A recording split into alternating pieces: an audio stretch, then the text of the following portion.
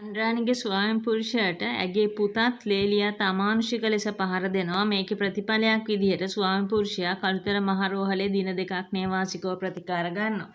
Police උපදෙස් මත 2025 5:15 චන්ද්‍රානිත් ස්වාමි පුරුෂයාත් දියණියත් යනවා බදුරැලිය පොලිසියට. ස්වාමි පුරුෂයාගෙනුත් චන්ද්‍රානිගෙනුත් ප්‍රකාශ සටහන් කරගන්නවා. ඒ අවස්ථාවේ පොලිසියට පැමිණ ඉන්නවා පුතත් ලේලියාත් ඒ දෙන්නගෙනුත් ප්‍රකාශ ගන්නවා.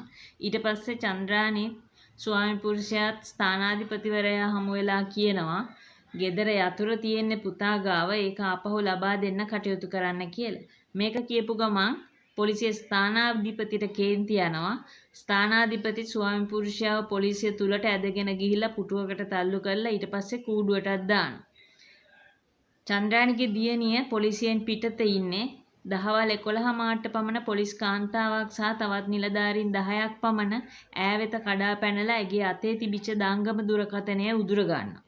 ඇයට චෝදනා කරනවා වීඩියෝ කරා කියලා. ඇයව පොලිසිය තුලට ඇදගෙන ඇවිල්ලා පුටුවකට තල්ලු කර දමලා ඇයට නොයෙකුත් තර්ජන කරනවා. විටින් විට බීමතින් පැමිණෙන පොලිස් නිලධාරීන් ඇය අසලට ගොස් විවිධ නින්දා අපහාස කරනවා. මේ ආකාරයට චන්ද්‍රානිගේ දියණියව පොලිසිය තුල පැය 8ක පමණ කාලයක්, ඒ කියන්නේ රාත්‍රී 8:00 වෙනතුරු රඳවාගෙන ඉන්නවා.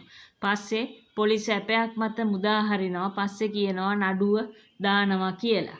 ඇගේ නම සචිනී රූත් ශලෝමි, වයස අවුරුදු 20යි. ඇය දැනට වෘත්ති අධ්‍යාපන කටයුතු වල නිරත වෙනවා.